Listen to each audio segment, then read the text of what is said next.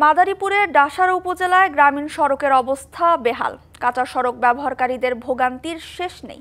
ইটের সড়কগুলো চলাচলের অনুপযোগী হওয়ায় স্কুল কলেজ পড়ুয়া শিক্ষার্থী সহ পথচারীরা পড়েন চরম দুর্ভোগে। প্রায় ঘটছে ছোট বড় দুর্ঘটনা। কৃষিকাজ হচ্ছে ব্যাহত।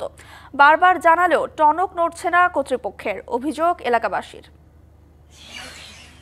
মাদারীপুরের উত্তর ডাসার চৌরাস্তা থেকে ভাঙ্গা ব্রিজ শশীকরে কালী মন্দির পর্যন্ত সংযোগ সড়কের প্রায় ২ কিলোমিটার, মাইচপাড়া দেলোরবাজার সড়কের মাইচপাড়া থেকে বাদামতলা ব্রিজ পর্যন্ত প্রায় ৩ কিলোমিটার ও আইসার বাজার থেকে যাত্রা ভিটা পর্যন্ত ২ কিলোমিটার এখনও কাঁচা সড়ক। একটু বৃষ্টিতেই বড় বড় গর্ত আর পানি জমে থাকায় ভোগান্তির শেষ নেই পথচারীদের। ইট বিছানোর পথেও তৈরি হয়েছে খানাখন্দ।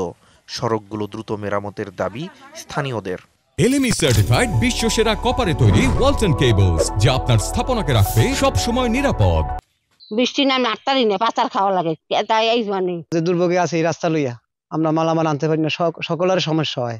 আমার দাবি এই রাস্তাটা যদি ওই পাকা যদি হইতো তাহলে বহু ধন্যবাদ।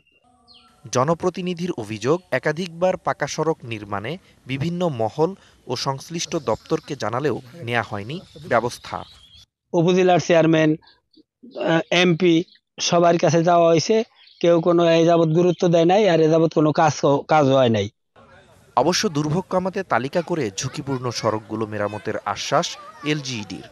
উপজেলা প্রকৌশলী কালকিনি বর্তমানে উক্ত অবহেলিত রাস্তা বা ব্রিজ উন্নয়নের জন্য প্রাথমিক তথ্য সংগ্রহ করেছেন।